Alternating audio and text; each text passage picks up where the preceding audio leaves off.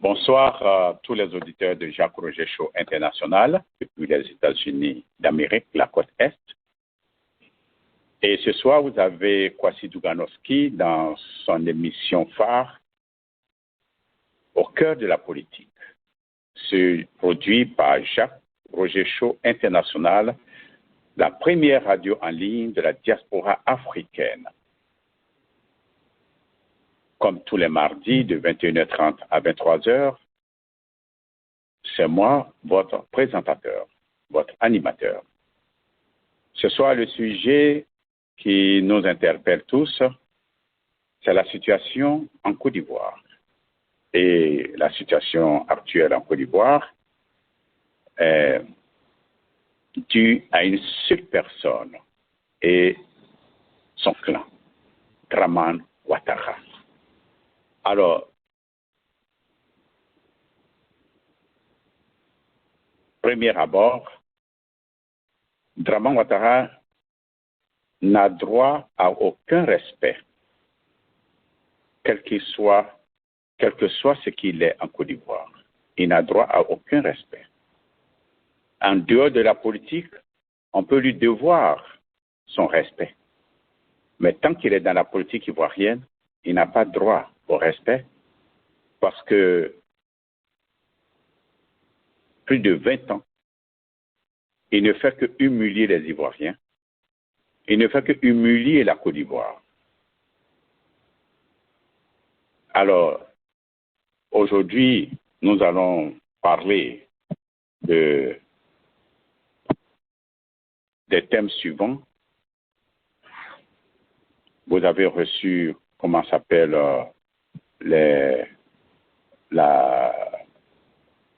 la feuille de route de cette émission de ce soir-là. Comment est-ce que Dramane Ouattara, je ne veux même pas dire Dramane Ouattara, a pu s'asseoir sur le peuple ivoirien. C'est de ça que nous allons parler, mais je vais vous donner la parole. C'est à vous de vous exprimer. Dramane Ouattara n'a droit à aucun respect des Ivoiriens, de la part des Ivoiriens. Pour la simple raison que en 1994, parce qu'en 1993, premièrement d'abord, en 1993, le débat de la nationalité de Dramane était déjà en cours après sa conférence de presse qu'il a donnée en novembre 1992, où la polémique sur sa nationalité a commencé. Alors en 1994, j'ai eu la chance, de par ma position que j'avais à New York, j'ai pu fouiller dans les dossiers de Dramane Ouattara, les fichiers scolaires, son fichier de social sécurité et DMV, c'est-à-dire que la direction des permis, comme on appelle communément chez nous. Nulle part, Dramane Ouattara s'est réclamé ivoirien. Nulle part. Et je mets quiconque au défi d'apporter la contradiction. Nulle part. Nulle part dans son cursus scolaire, il s'est revendiqué ivoirien. Nulle part, cette déclaration au service de sécurité sociale lorsque tout immigrant arrive aux États-Unis, vous allez vous inscrire là-bas. Dramane ne s'est jamais réclamé ivoirien. Et aujourd'hui, Dramane se réclame être ivoirien. Alors, voici quelqu'un qui n'est pas ivoirien et qui se mêle de la politique ivoirienne. Sachez que Dramane n'est pas, je n'aime pas dire Dramane Ouattara. Dramane Alassane n'est pas le seul étranger que Houphouët-Boigny a nommé ministre dans ces différents gouvernements. Houphouët-Boigny est le seul président en Afrique qui, après les indépendances, a nommé 7 ministres étrangers, dont Draman Alassane comme Premier ministre. Le fait de te nommer Premier ministre ou bien ministre ne fait pas de toi un Ivoirien. Oufoué l'a fait. Non pas parce qu'il n'y avait pas d'Ivoirien capable d'assumer ses postes, mais il a fait parce qu'il voulait donner, une autre configuration de l'Afrique. Ça ne veut pas dire la perte de l'identité de chaque peuple d'Afrique. Non, on peut pas perdre l'identité, mais on peut se mettre ensemble sans oublier nos cultures, nos pratiques et nos langues. C'est ce que Oufoué voulait faire, un brassage des peuples. Oufoué a nommé beaucoup d'étrangers comme directeurs en Côte d'Ivoire. Ça n'a gêné personne. On ne les a jamais traités d'étrangers, ces personnes-là. Mais Draman Ouattara rentre dans la politique, Draman Alassane rentre dans la politique ivoirienne parce que Oufoué l'a nommé et décide de prendre les rênes de la Côte d'Ivoire. Ah oui, vous voulez vous inviter quelqu'un à votre table à manger et finalement c'est lui qui dit non, c'est moi je vais vous servir. Et lui se sert et puis vous êtes là, vous le regardez. D'abord le 18 février 1992, c'est Draman Ouattara qui a fait rentrer Oufoué en France pour pouvoir nettoyer la Côte d'Ivoire. Le 18 février 1992 est une date que les Ivoiriens n'oublient pas. La chance que la Côte d'Ivoire a eue, c'est que le général Tani, à cette époque, a décidé d'arrêter la furie de Draman Ouattara, c'est-à-dire à exécuter, le président Laurent Gbagbo et, et de ses camarades. Ça, c'est sa première action qu'il voulait mener, sans compter les autres. Donc, si M. Draman Alassane s'introduit dans la politique ivoirienne, on n'a plus de respect pour lui. Vous pensez que moi, Kwasi Douganowski, je vais partir au Burkina pour être président et les Burkinabés vont comme ça me regarder, quoi. Comme si c'était un droit inaliénable pour moi d'être président du Burkina. Non. Il y a des gens qui traitent les Ivoiriens de xénophobes. C'est malheureux parce que ce sont des intellectuels tarés. Si ce sont des diplômés universitaires, ce sont des intellectuels tarés. Dites-moi, dans votre propre pays, votre pays a nommé combien d'étrangers au rang de ministre? Dites-nous. C'est facile de traiter aujourd'hui des Ivoiriens de xénophobes. C'est facile aujourd'hui d'insulter les Ivoiriens de tous les mauvais noms, mais les Ivoiriens aiment leur pays et ils ne sont pas prêts à perdre leur identité ethnique, culturelle, régionale.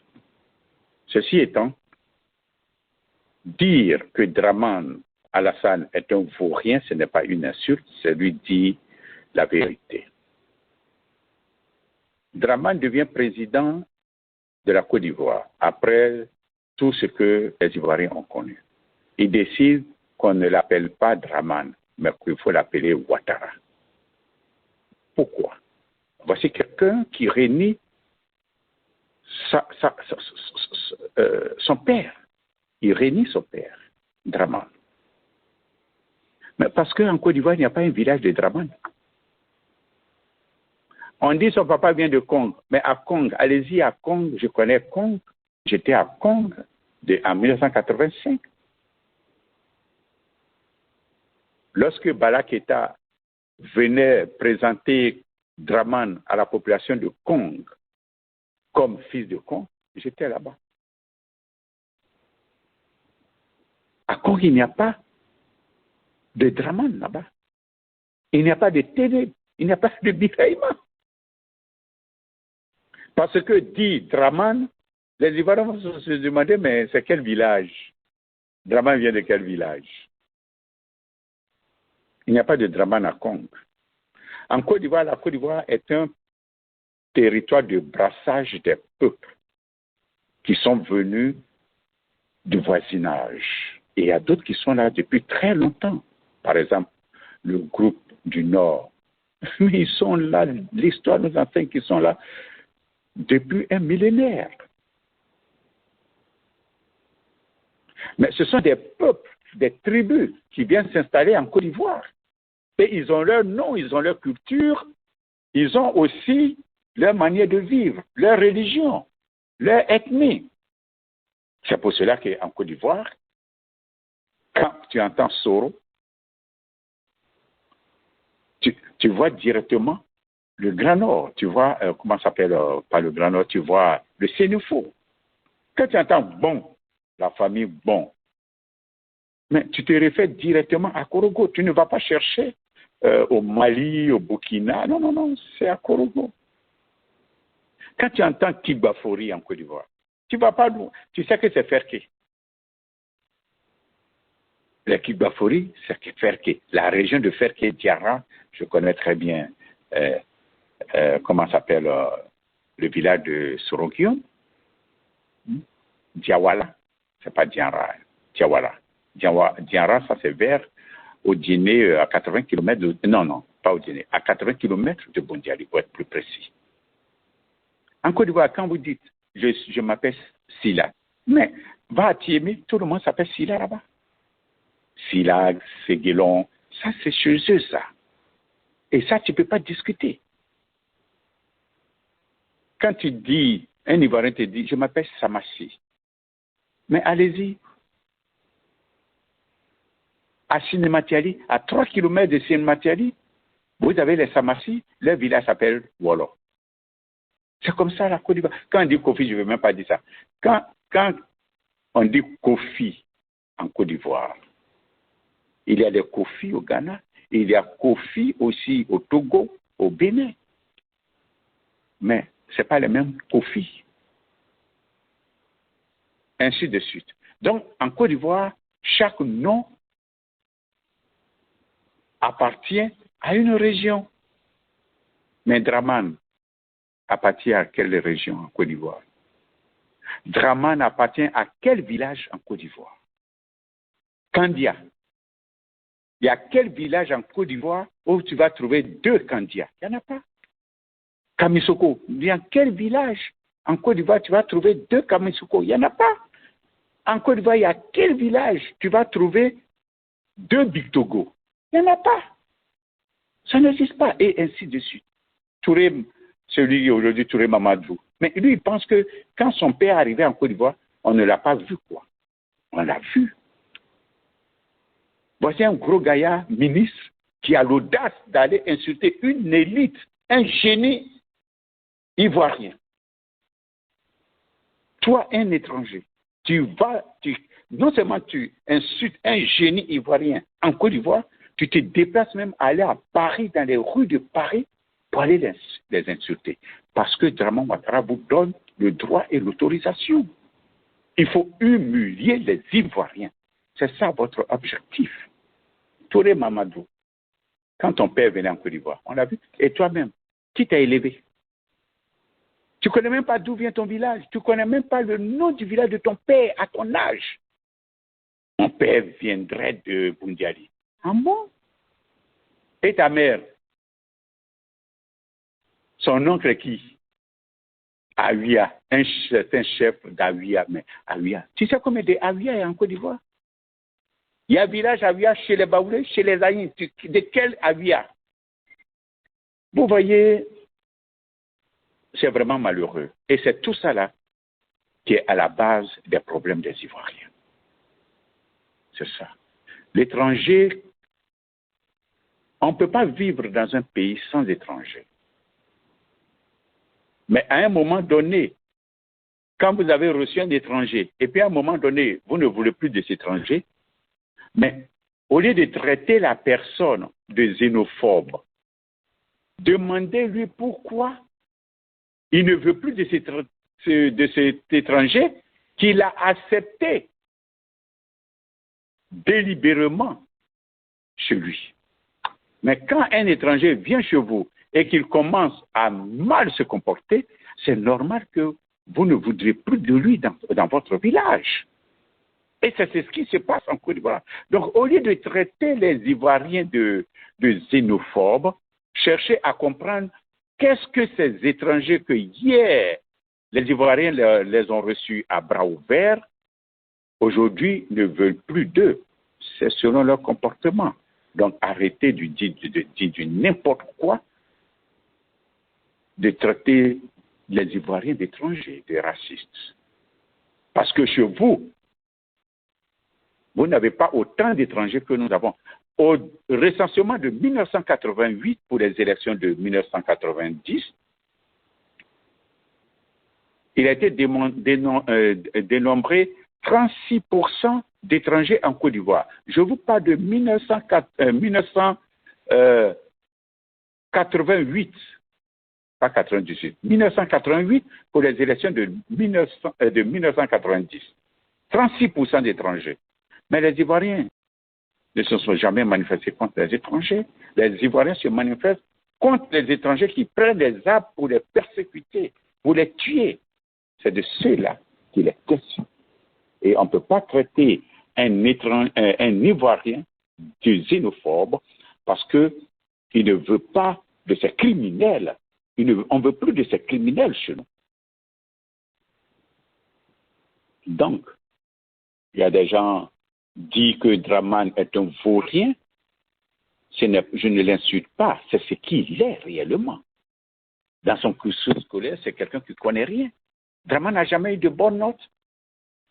Dans son cursus scolaire aux États-Unis, ici, Dramane Ouattara n'a jamais eu de bonnes notes. Je connais toutes ses notes.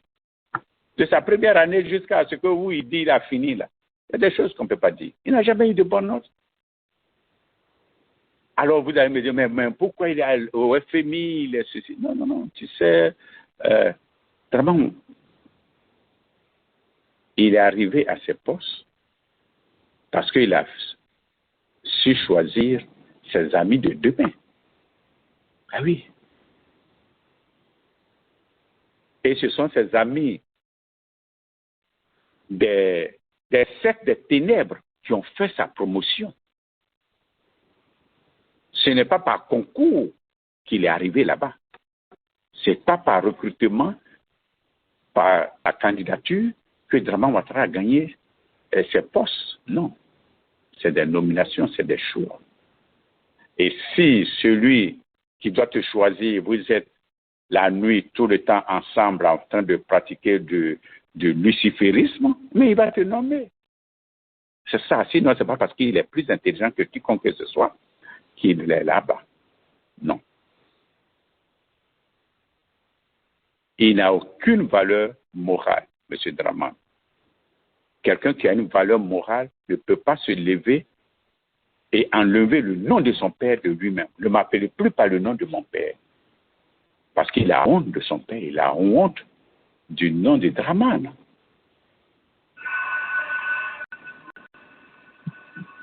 Aujourd'hui, Dramane a humilié complètement la Côte d'Ivoire. Humilié la Côte d'Ivoire qui était devenue le pays phare d'Afrique. La Côte d'Ivoire est devenue aujourd'hui l'ombre d'elle-même. C'est ça que vous devez comprendre. La Côte d'Ivoire est devenue l'ombre d'elle-même à cause de Dramane. La Côte d'Ivoire qui était tant respectée dans le monde entier, mais à cause de Dramane aujourd'hui, on ne respecte plus la Côte d'Ivoire. Et tout ce qui se passe en Côte d'Ivoire, toutes ces choses sont dictées par Dramane. C'est lui qui pousse les pions pour pouvoir s'acquérir la Côte d'Ivoire, pour pouvoir s'asseoir sur la Côte d'Ivoire. Dramane n'est rien d'autre qu'un criminel. Un criminel, puisque c'est lui qui a financé la rébellion en Côte d'Ivoire. Le pauvre Soro Guillaume. Soro Guillaume, un étudiant peut faire une guerre contre un pays? Un étudiant peut lever une guerre contre un pays? Non, vous exagérez quand même. M. Gueye-Robert a dit que vous ne pouvez pas faire un coup d'État en Côte d'Ivoire sans l'accord de la France. Quand Gueye-Robert a fait son coup d'État et qu'il faisait sa transition, c'est ce qu'il a dit. Vous ne pouvez pas faire un coup d'État dans un pays comme la Côte d'Ivoire sans l'accord de la France. Soro Guillaume ne peut pas faire coup d'État. Soro Guillaume n'a pas les moyens financiers. Soro Guillaume n'a pas, comment ça s'appelle, les hommes qu'il faut. Et Soro Guillaume n'a pas la capacité et les qualités de pouvoir lever une rébellion contre la Côte d'Ivoire. Mais tout a été manigancé par, comment ça s'appelle, Dramane Ouattara, supporté par la France. Par la France. Il a été le chef d'œuvre. Et jusqu'à aujourd'hui, on ne peut pas se manquer de dire ce qui se passe. La France a été une partie prenante dans cette rébellion à part entière. En juillet,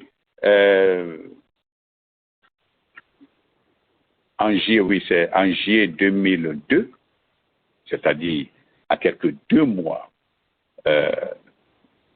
du 19 septembre 2002, où la rébellion a tiré les premiers coups à Abidjan.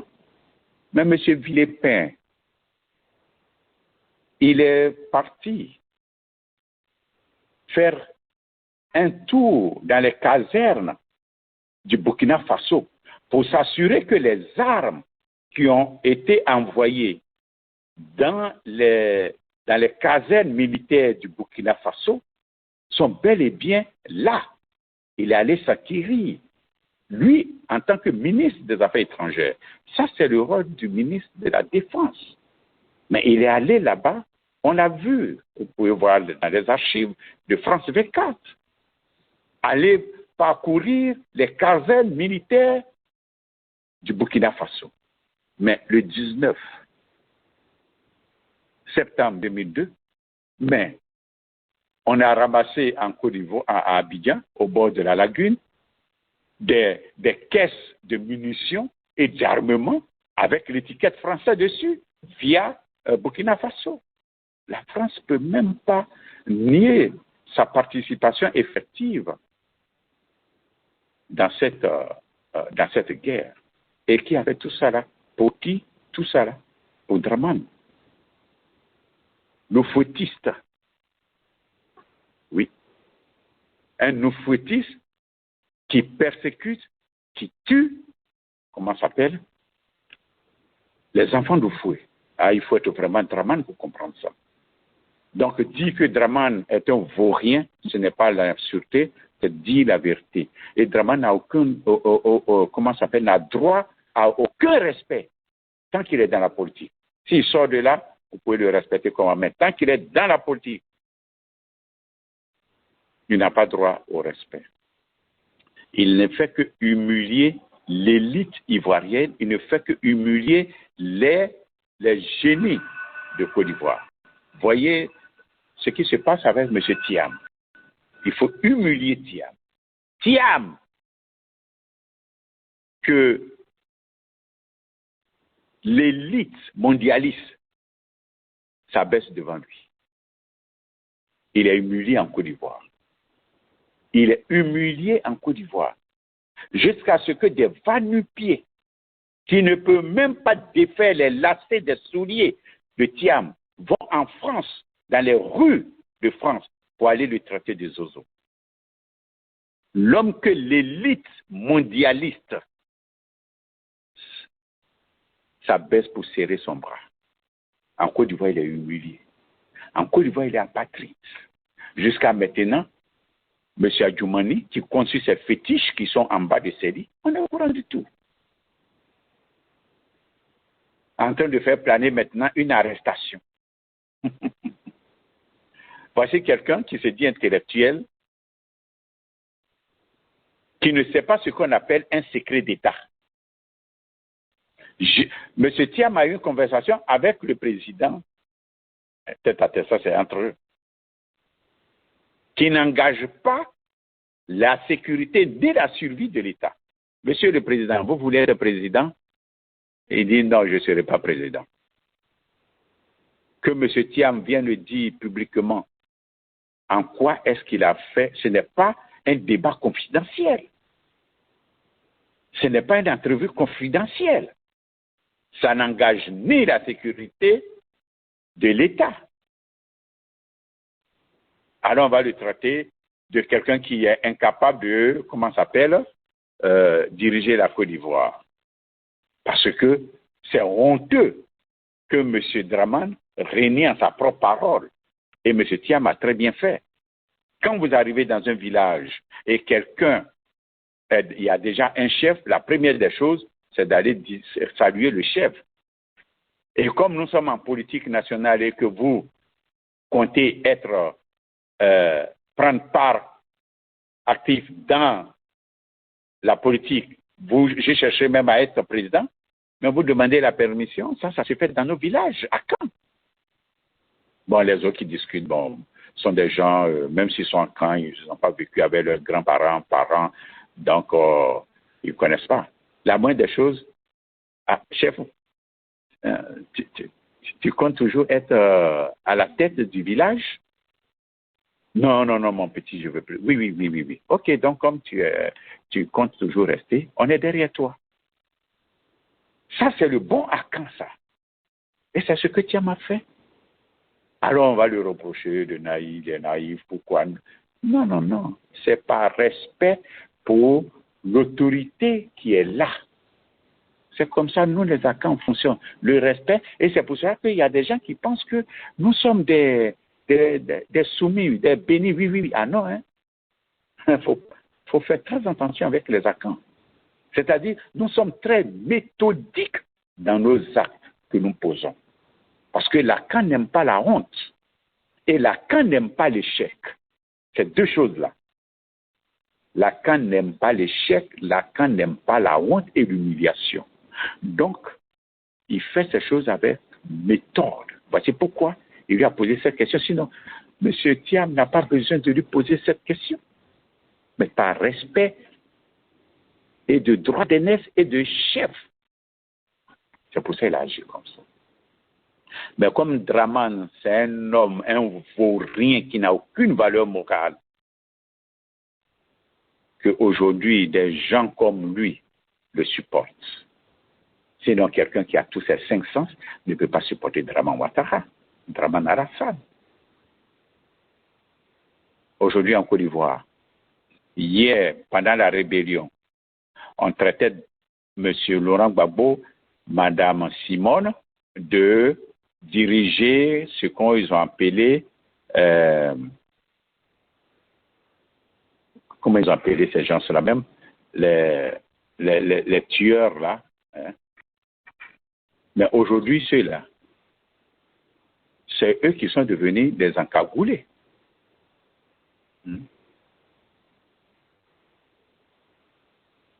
C'est eux qui sont devenus les encagoulés. C'est eux qui tuaient les gens, hein, qui tuaient comment, les artistes comme qui ont, H, le jeune médecin d'Akouri, le bataillon de la mort, c'est ça, non? Hein, le bataillon de la mort. C'est eux qui faisaient ça. Aujourd'hui, c'est ceux-là qui sont devenus, comment ça s'appelle, les encagoulés, qui enlèvent, aujourd'hui, on enlève les Ivoiriens en plein soleil.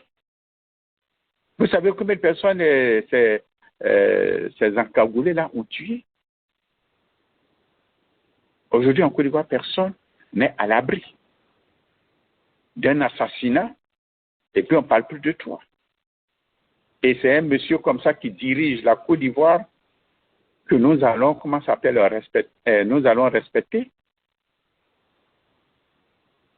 La CPI, n'ayant pas humilié M. Laurent Gbagbo, mais c'est Dramane qui a pris la relève. Il faut humilier à tout prix le président Laurent Gbagbo. Donc, avant qu'il rentre, Il faut le juger. Ah, ça, c'est de la sorcellerie, ça. Vous envoyez quelqu'un à la CPI et derrière lui, vous le jugez. Il faut être mentalement retardé. Il faut être un vaurien comme Draman pour agir de la sorte. C'est Draman qui a donné les ordres. Non, arrêtons ça. Tous les plans sont concoctés chez lui.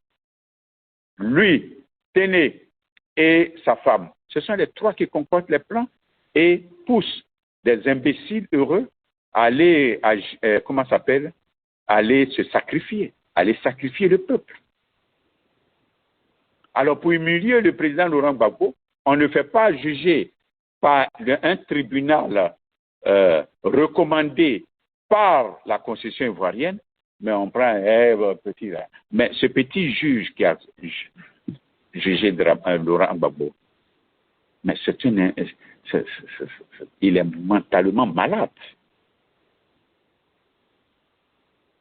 Non, ça ne ressort pas de mes prérogatives. Ce n'est pas à moi de juger le président Laurent Gbagbo. Mais il faut humilier le président Laurent Gbagbo. Il faut le juger par une cour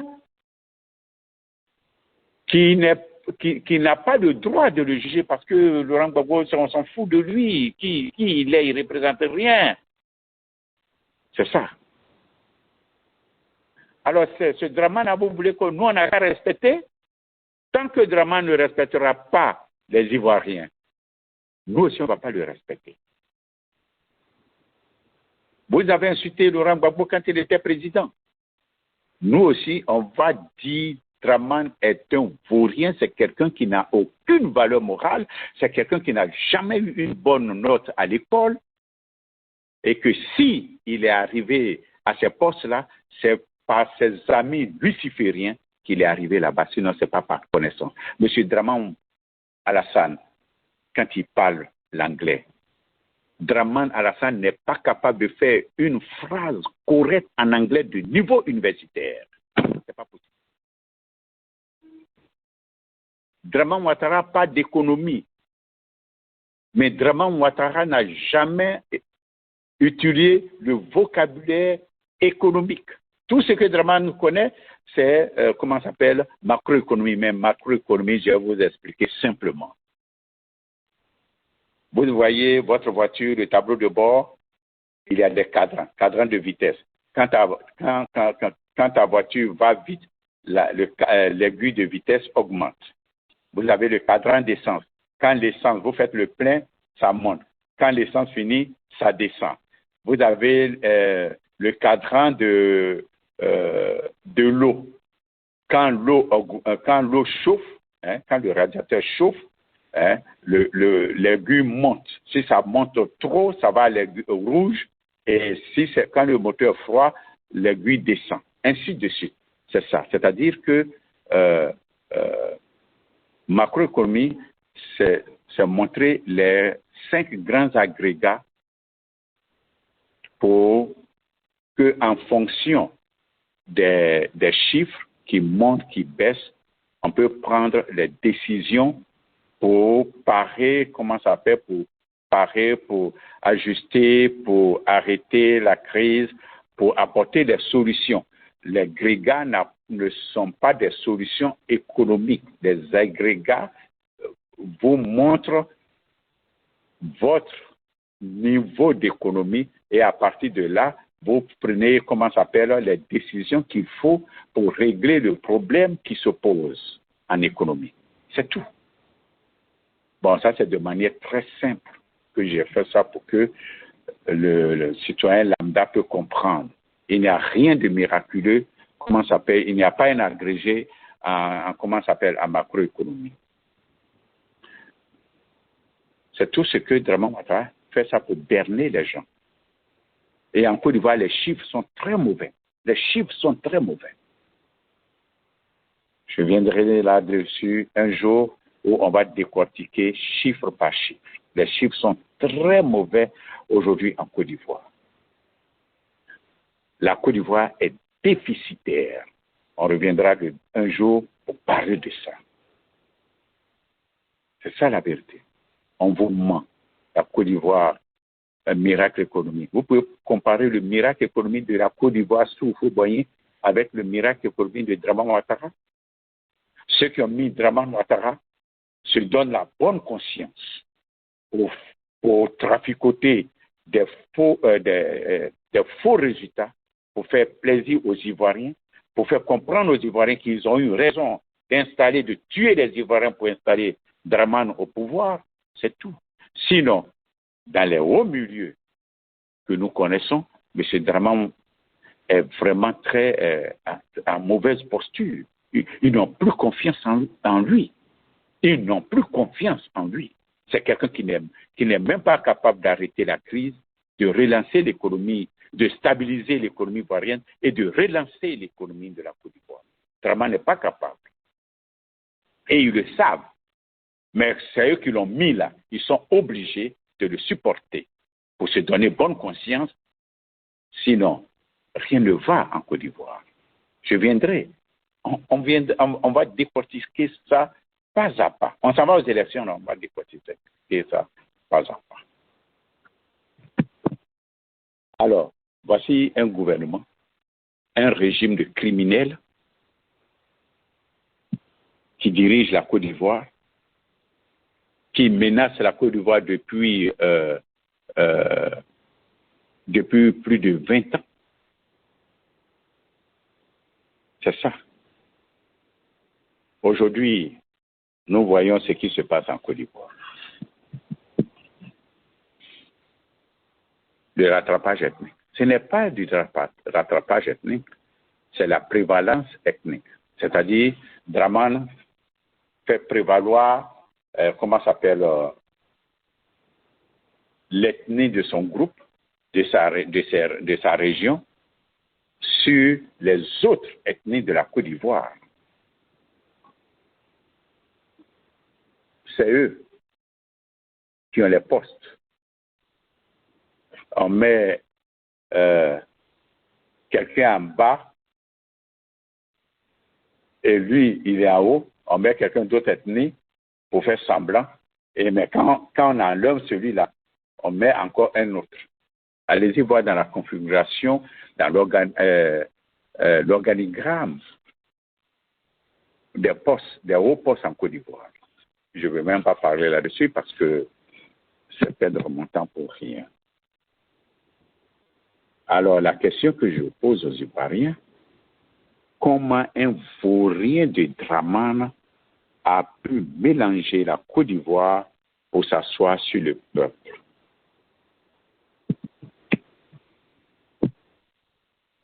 Comment un vaurien de Dramane a pu mélanger la Côte d'Ivoire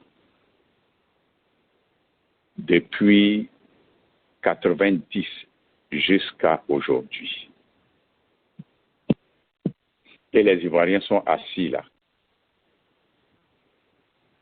On prend des vauriens pour nommer ministre et à cause de l'argent,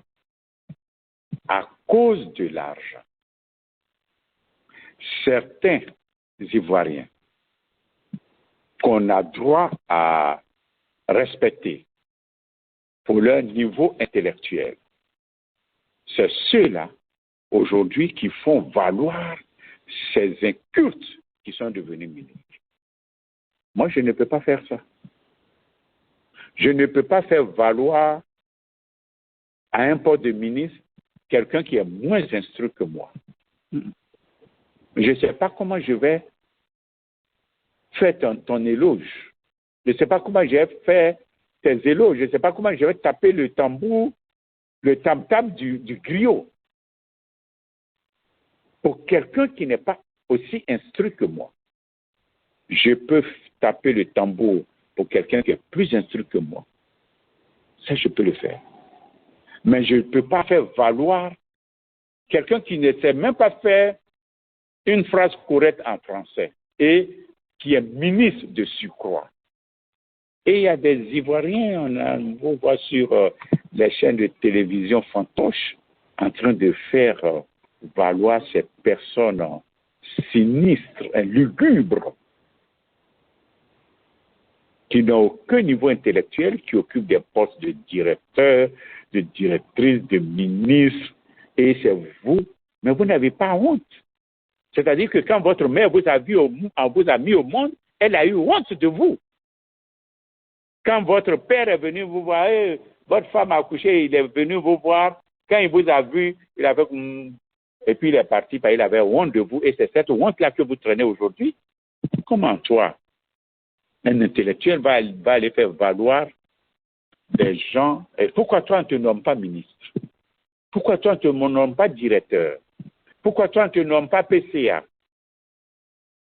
Et on va nommer des va-nu-pieds, et c'est vous, on va vous prendre, on va vous payer, on va vous donner des miettes pour aller s'asseoir sur un poste de, un plateau de télévision, pour aller faire valoir.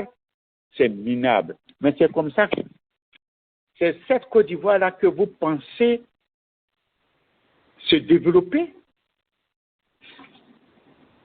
C'est cette Côte d'Ivoire-là que Houphouët-Boigny a créée.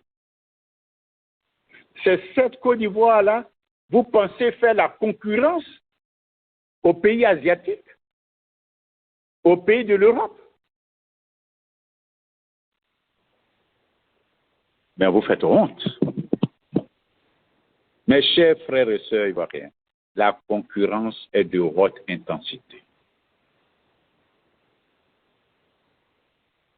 Si vous allez rester là dans cette plaisanterie-là, mon cher, le moment où vous allez vous réveiller, tout le monde vous a dépassé. Hein?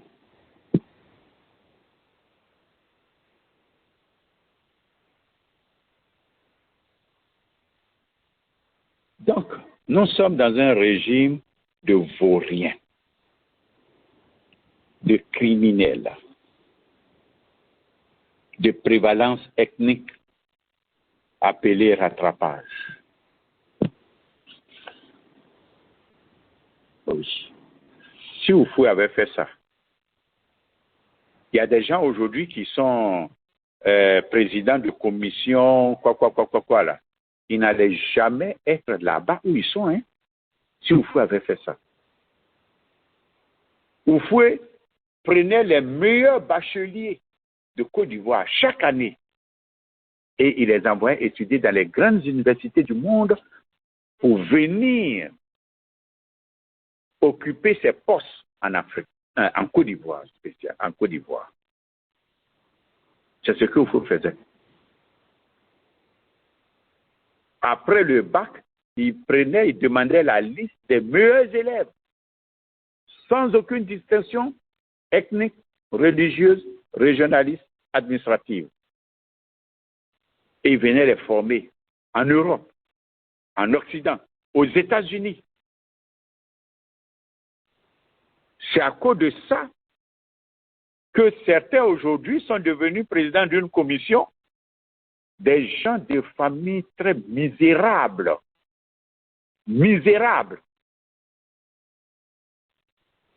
qui allaient commander à manger chez eux, chez d'autres personnes. Je ne vais pas citer des noms. Mais aujourd'hui, grâce à la formation, grâce au bienfait du président Houphouët-Boigny, qui les a formés en tant qu'Ivoiriens, aujourd'hui, ils sont devenus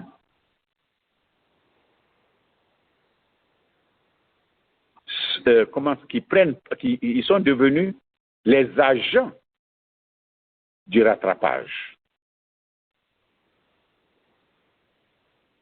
Ils sont devenus les agents du rattrapage.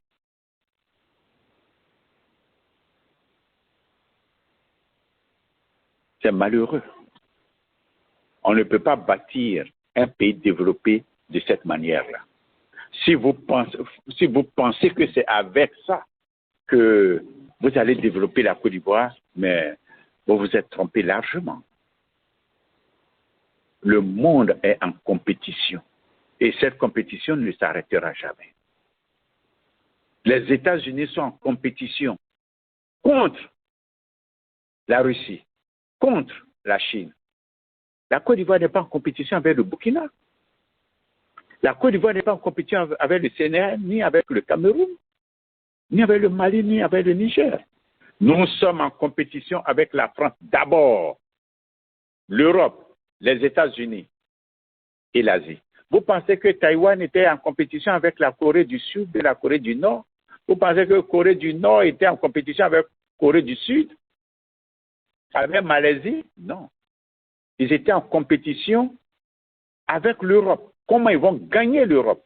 Et les Asiatiques ont gagné l'Europe. Ils cherchent maintenant à vaincre les États-Unis d'Amérique. Et la Chine a vaincu les États-Unis d'Amérique. Regardez chez vous à la maison. Prenez une feuille et un bic.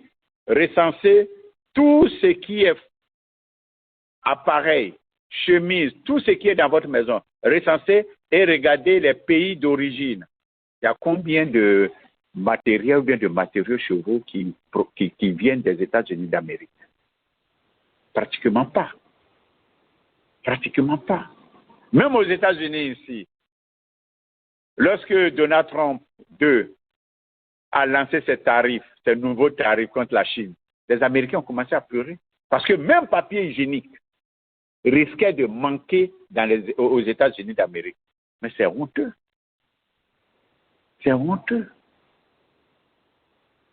C'est honteux. Donc, la compétition est grande. Et il faut que les Ivoiriens sachent qu'ils sont en concurrence avec la France, avec l'Allemagne, avec l'Angleterre,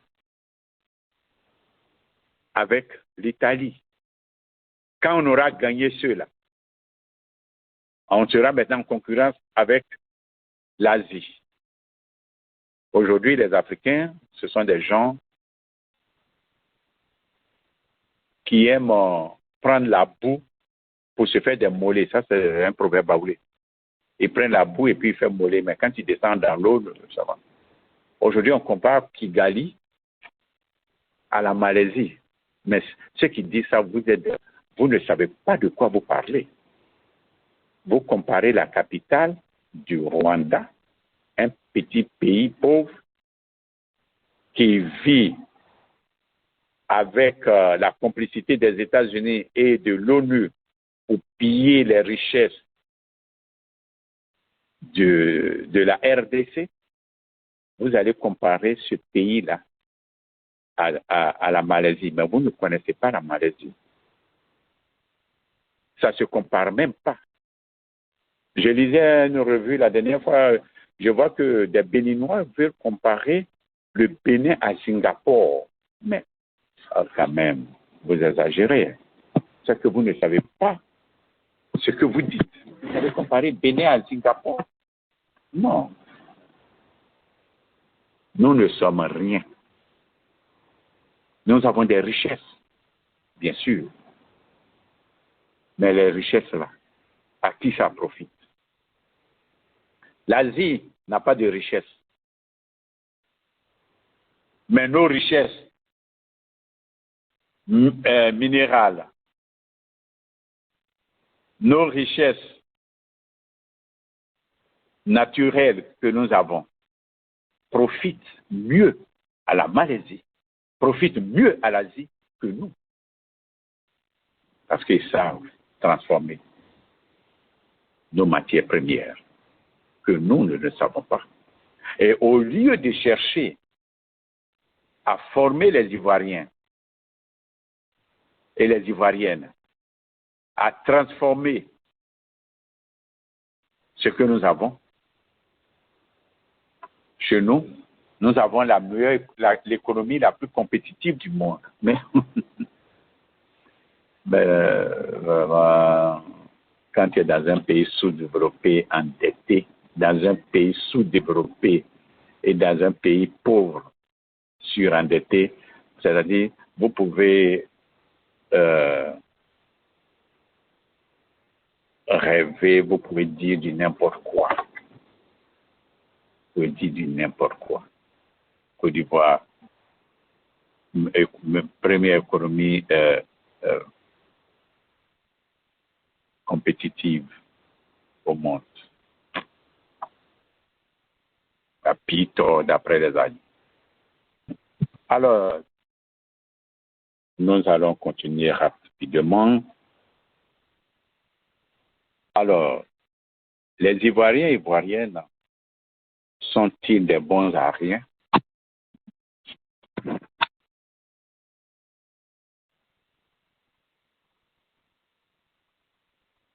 Si vous ne prenez pas vos responsabilités à dégager ce régime, le monde change, le monde évolue. Et vous vous plaisez dans cette situation. C'est vraiment malheureux. Ça veut dire que la Côte d'Ivoire n'a pas d'avenir. La Côte d'Ivoire n'a pas les fils et les filles pour relever les défis. La Côte d'Ivoire n'est pas capable de se réinventer parce que ses enfants sont tombés dans la mauvaise foi, dans la malhonnêteté, dans la stupidité collective et dans la fainéantise. On ne cherche pas le meilleur pour notre propre pays, pour l'intérêt national.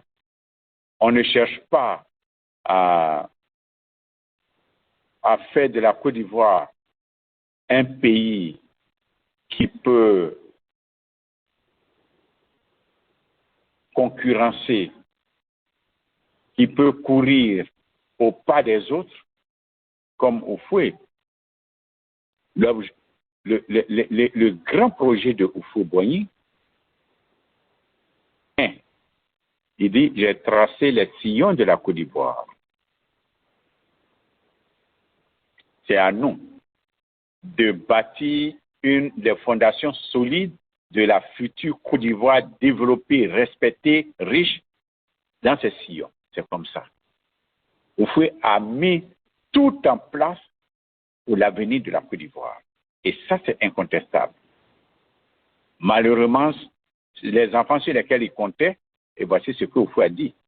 Il était assis, Mitterrand était assis à côté de lui. Et il a bien sermenté Mitterrand quand il était président. Il dit, si impossible n'est pas français, découragement n'est pas ivoirien. Et il dit aux Ivoiriens, ne vous découragez pas. 30 ans, 40 ans, 100 ans n'est rien dans la vie d'un pays. Lorsque l'univers compte des milliards d'années d'existence, que levez-vous et courez avec eux. Le jour que vous serez égal à discuter d'égal à égal, le combat de Houphouët-Boigny aura servi à quelque chose. Mais aujourd'hui, les Ivoiriens ne peuvent pas maintenir, on ne peut même pas soutenir ce débat d'égal à égal avec les Français. Nous avons quel âge maintenant? La Côte d'Ivoire a 65 ans. À 65 ans, on n'est même pas capable de soutenir un débat d'égal à égal avec un Français, d'égal à égal avec un Malaisien, d'égal à égal avec un Asiatique. Dans les années 70, la Corée du Nord, la Corée du Sud, le Pakistan, l'Indonésie et beaucoup d'autres pays venaient s'inspirer de l'évolution de la Côte d'Ivoire. Aujourd'hui, ces pays-là nous ont dépassés, ils ont au moins 100 ans devant nous. Et pourtant, dans les années 70, 75, 65 déjà, ils venaient s'inspirer de la Côte d'Ivoire. Aujourd'hui, ils ont 100 ans en avance sur nous. Troisièmement, vous voulez faire de la Côte d'Ivoire le petit Japon. Vous pensez que c'est dans la plaisanterie que vous faites là que la Côte d'Ivoire sera le petit Japon? Vous pensez que c'est dans cette plaisanterie-là que la Côte d'Ivoire sera un pays développé? Parce que la Côte d'Ivoire ne défend pas l'intérêt national. Il n'y a pas de patriotisme de développement. Chacun pour soi, son petit pain et de sardines. Avec son petit poste, il a eu son petit poste et puis c'est terminé. Il a eu son pain et sardines, c'est terminé, mes chers. Allez-y demander au Japon, aux Japonais, comment ils ont fait pour être où ils sont.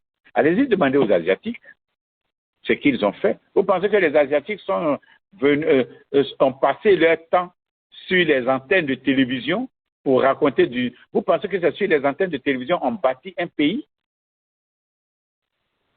Vous pensez que c'est sur les chaînes de télévision qu'on bâtit un pays? On a du travail à faire si nous voulons vraiment être la perspective de projet de développement de Houphouët-Boigny. On a du travail à faire. Et là, ce travail nous demande d'être honnêtes dans ce que nous faisons. Il ne faut pas faire valoir le faux. Il faut arrêter de supporter un régime criminel, un régime de rattrapage, un régime qui fait la promotion du faux, qui fait la promotion des incultes, des gens incapables. Il faut que cela s'arrête. Il y va de l'avenir de la Côte d'Ivoire. Il y va aussi de l'avenir de vos enfants, de vous-même aussi. Si vous pensez que c'est un pain avec du sardine ou un petit poste qui peut combler votre vide dans votre vie, alors vous avez mis en péril l'avenir de la Côte d'Ivoire. Merci à commandant Jacques Roger. C'était l'émission de ce soir au cœur de la politique avec le vaurien de Draman Alassane. Merci auditeurs, je sais que vous êtes là. Maintenant, je vous passe la parole. C'était l'enregistrement. Maintenant, je vous donne la parole. Vous avez 30 minutes pour intervenir sur ce sujet que je viens de traiter. Merci, vous avez la parole. Soulevez vos doigts et on va vous donner la parole.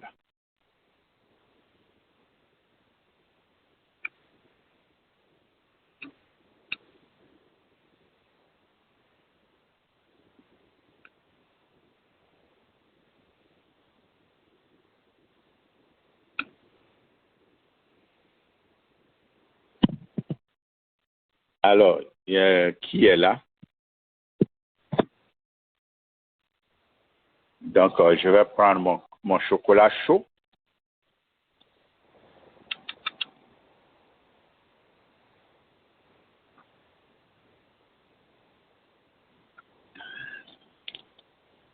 Alors, nous allons parler maintenant comme on a parlé de la Côte d'Ivoire, nous allons parler maintenant de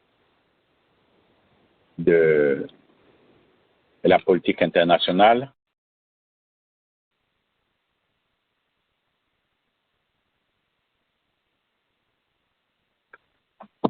Les choses avancent très rapidement. Monsieur Poutine met les bouchées doubles pour arriver à ses fins. Nous attendons toujours la rencontre des trois, le trio majestique, comme on le dit, entre Poutine, Trump et Zelensky.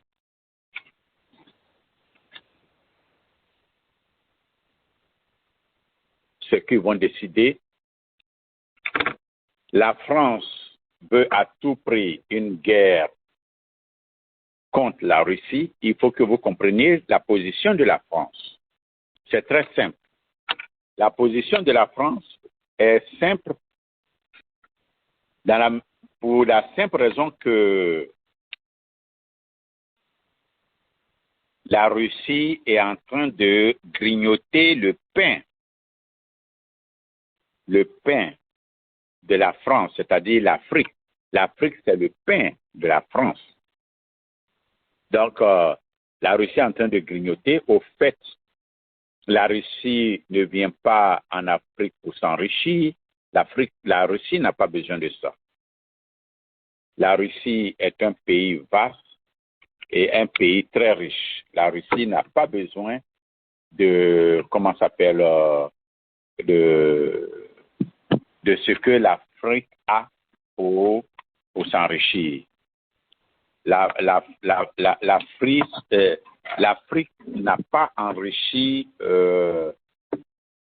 l'Afrique n'a pas enrichi la Russie. La Russie est déjà riche et développée avant de venir en Afrique. La Russie n'a pas besoin du diamant, de l'or, ni de l'uranium, puisque la Russie en a déjà tout ça là en grande quantité chez lui là-bas. Et aussi de meilleure qualité aussi. Donc, pour la France, il faut faire sortir la Russie de l'Afrique. Il faut sortir la Russie de l'Afrique. Donc, qu'est-ce qu'il faut? La France veut une coalition européenne pour aller combattre la Russie. Mais la Russie n'est pas, la Russie n'est pas un petit pays que l'Europe peut vaincre. Voici, ça fait 3 ans, depuis 22 février 2022, jusqu'à présent, l'Europe entière n'arrive pas à bout. L'Europe entière n'arrive pas à bout de la Russie. Donc, et pire encore, pire maintenant, c'est que la Russie devient encore de plus en plus forte. La Russie ne brille pas. Et pire, c'est que Trump II ne veut plus s'engager dans cette guerre comme l'a fait M. Biden. Donc, la France aujourd'hui est aux abois.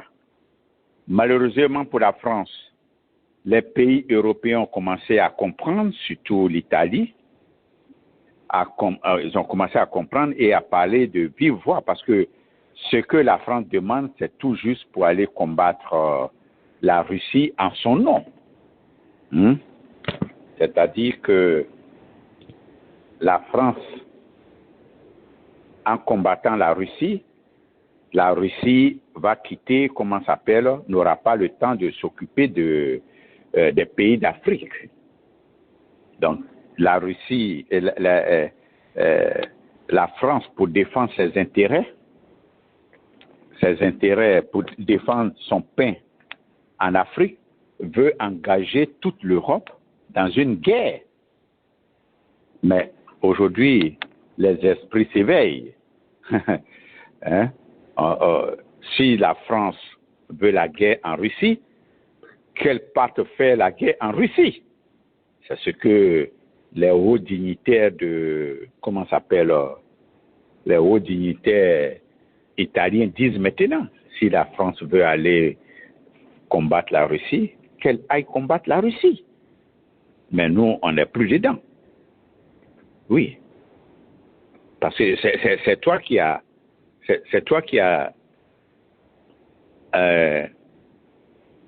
à boire et à manger en Afrique là-bas.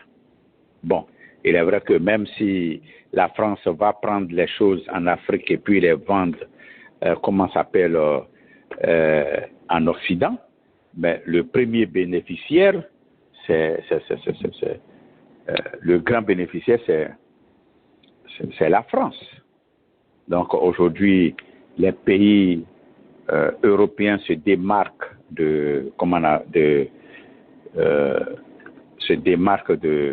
de la France. Nous, on ne peut plus. On va pas vous... on n'est plus prêt à suivre la France pour aller combattre la Russie.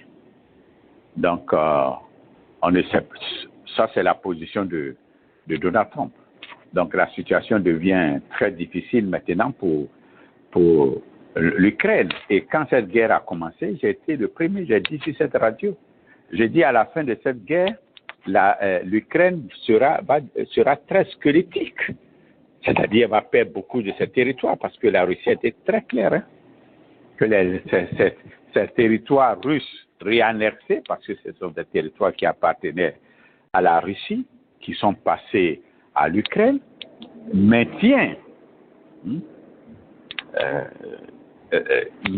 comment s'appelle, ce territoire, hein, et il n'est pas prêt, la Russie n'est pas prête à céder ce territoire. En ce moment, elle aura déclenché cette guerre. Pourquoi alors? Elle a déclenché cette guerre pour récupérer ces territoires russes qui ont été donnés, cédés à l'Ukraine. Et ces territoires russes en Ukraine sont les territoires les plus riches de l'Ukraine. Et c'est sur ça que les Européens comptaient pour aller faire la guerre contre la Russie. Contre la Russie. Et ils ont fait cette guerre pour s'approprier les territoires russes de l'Ukraine. Parce que c'est là-bas qu'il y a les minéraux stratégiques, il y a les terres rares dont l'industrie européenne et l'industrie américaine en a besoin. Donc, dans un premier temps, ils ont ce qu'ils ont fait, c'est retourner contre eux.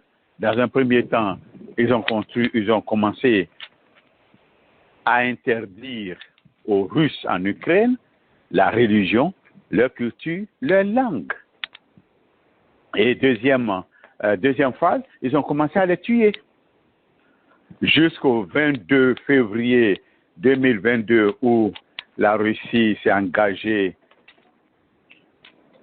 officiellement pour aller défendre ses parents russes en Ukraine persécutés,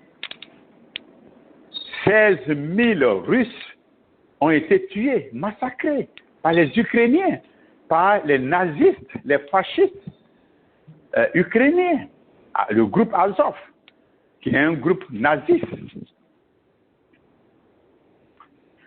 Et ces tueries ont commencé depuis 2014. Et ces tueries ont continué sous Trump 1. Alors, quand celui-ci se lève pour dire ce n'est pas sa guerre, mais quand cette guerre, quand tu es les Russes en Ukraine, il était président. Il a même donné des armes. Et il se vante même de dire, c'est lui qui a donné les javelines à l'armée ukrainienne. Il préparait la guerre contre la Russie. C'est ça. Mais aujourd'hui, tout est retourné contre eux. Parce que ils n'ont pas pu vaincre la Russie. Et ils ne pourront jamais vaincre la Russie. S'il y a 30 ans après le démantèlement de l'Union soviétique, la Russie n'a pas été écrasée. C'est ça aujourd'hui là que vous allez écraser la Russie. C'est pas aujourd'hui. Donc, ils ont engagé ce bras de fer contre la Russie pour rien. Ça n'a rien donné. Ça n'a rien donné. Le bras de fer qu'ils ont engagé contre la Russie a été à leur détriment. Parce qu'ils n'ont rien gagné. Maintenant, ils ont tout perdu. Ils ont tout perdu. Le roi d'Angleterre, Charles, le colon, qui a fait signer à Zelensky, nous allons te supporter jusqu'à la fin. Faire signer des contrats de cession et d'exploitation des richesses de l'Ukraine pendant 100 ans. Pendant 100 ans, s'il vous plaît. On se croyait en 1300. Quand les Européens venaient, prenaient d'assaut le monde entier et pillaient le monde entier. Aujourd'hui, en 2021, en 2025, c'est-à-dire au XXIe siècle, vous allez venir piller, comment on appelle, les richesses d'un pays pendant 100 ans. Vous voyez les Européens, ils sont méchants. Les Européens sont méchants. Ils sont très méchants et ils sont très narcissiques. Aujourd'hui, là, aucun peuple de bon sens ne peut raisonner de la sorte. Ils vont exploiter les richesses de l'Ukraine pendant 100 ans.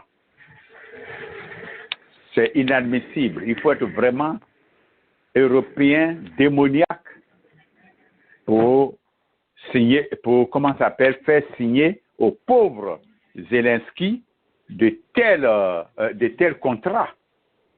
Aujourd'hui, Zelensky, il n'a plus rien à gagner.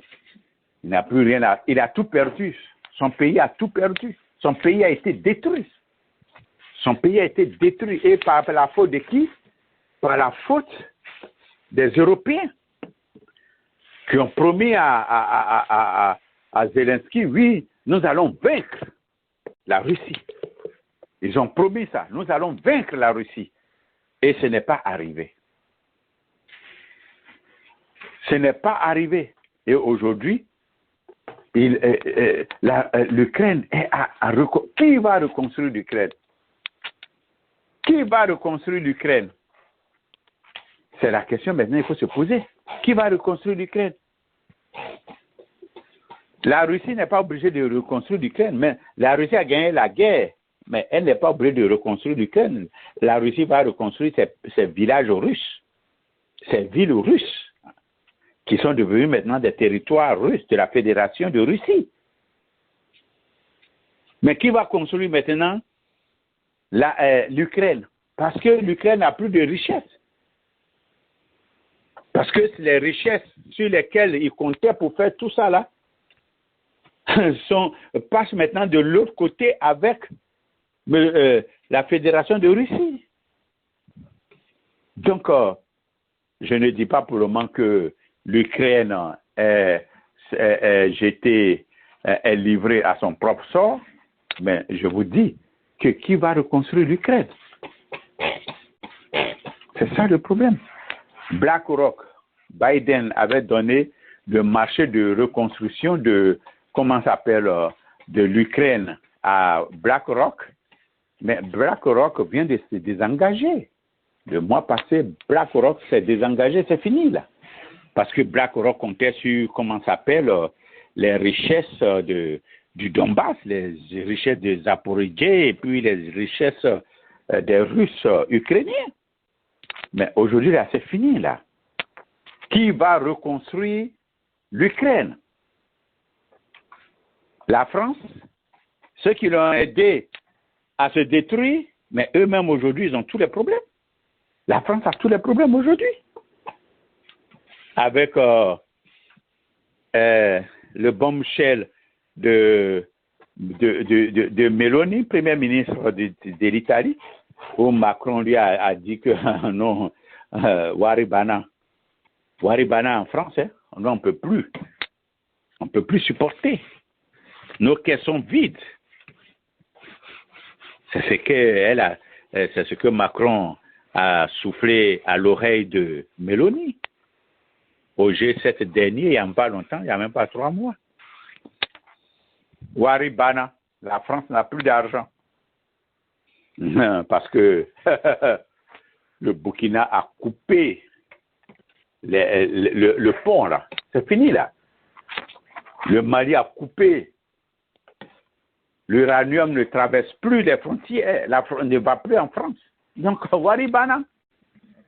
Parce que la France allait piller les richesses de l'Afrique pour aller les vendre aux pays de l'Europe.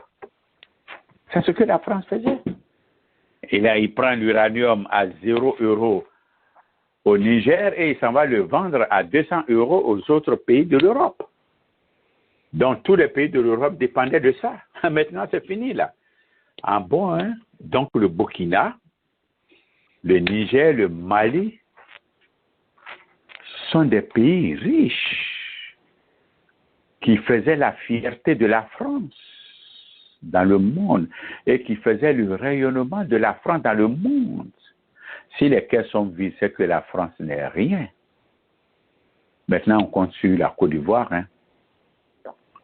On compte sur la Côte d'Ivoire, mais nous n'avons pas de grands gisements de pétrole. Le pétrole que nous avons, bon, ça c'est, on dit on espère 50 000 barils par jour, 50 000 barils. Ça ne peut même pas, ce n'est rien pour la France. C'est café, cacao. Anacarde c'est pour les hindous. Café, cacao. C'est ça, la France va prendre pour remplir ses caisses. Ah, il y a du travail. Hein.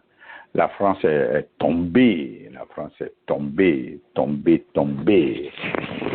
C'est on attend la débandante maintenant.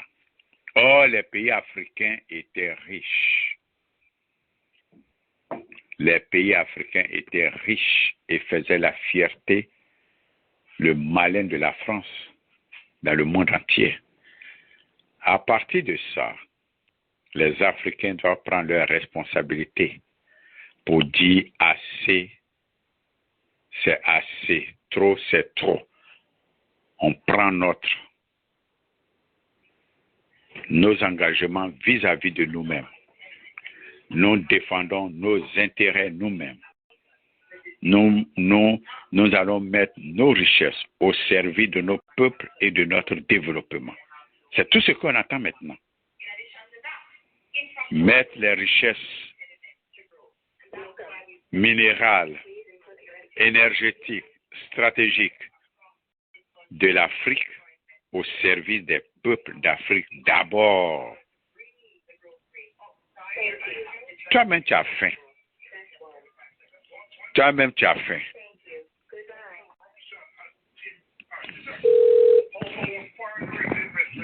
Toi-même, tu as faim. Tu ne gagnes pas à manger. Tu dois aller nourrir d'autres. Vous vous en rendez compte? Tu dois mettre dans la bouche de l'autre avant de mettre dans ta bouche. Donc, aujourd'hui, la France, c'est la décadence. Bientôt, la France, on prie même Dieu pour que la France tombe dans les arcanes du néant. On souhaite même, c'est mon souhait, que la France retombe. La France a fait trop de mal à l'humanité. Et nous, les Africains francophones, nous avons hérité, nous avons eu le colonisateur le plus mauvais, le colonisateur le plus méchant. C'est ce que nous, on a hérité. C'est ce que l'Afrique a hérité. Le colonisateur le plus méchant, le plus mauvais.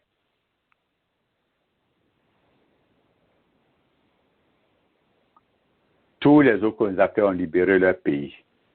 Ils les ont fait souffrir comme tout le monde. Mais ils les ont libérés. Mais nous, la France refuse. La France a toujours notre économie comme nous étions au temps colonial. En 1492, en 1500, en 1600, en 1700, en 1800, la France est venue vers le XVIIe siècle. Mais c'est la même chose que la France. C'est la même politique que la France maintient dans les pays, dans les territoires francophones. Nous n'avons aucune liberté de disposer de nous-mêmes. Notre politique, notre économie, notre armée. Et c'est la France elle-même qui crée les zizanies dans nos pays quand elle ne veut pas de la tête d'un tel président. quand elle ne veut pas de ceci, cela, c'est la France elle-même qui crée la zizanie dans les territoires francophones. Parce que pour maintenir son bras de fer sur les pays francophones, la France est obligée, pour maintenir, comment ça s'appelle, pour garantir la stabilité du transfert de nos richesses à la France est obligée de maintenir un bras de fer sur nos pays. Les coups d'État en Afrique. Demandez, je vous pose la question. La Russie a fait combien de coups d'État en Afrique? La Russie a tué combien de présidents en Afrique? La Russie a tué combien d'Africains en Afrique? Répondez.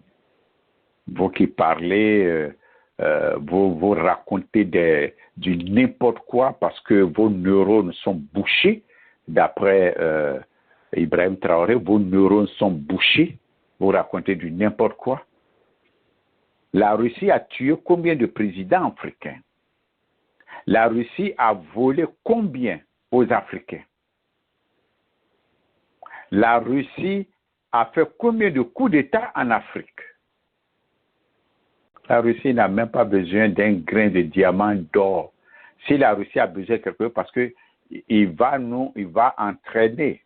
La Russie entraîne nos soldats à pouvoir se défendre. Mais il faut payer la formation. Ça nécessite. La France ne forme pas gratuitement nos militaires. La France ne forme pas gratuitement nos policiers, nos gendarmes. Vous allez à l'école de police, il y a des Français là-bas. Vous allez à l'école de gendarmerie, il y a des Français là-bas.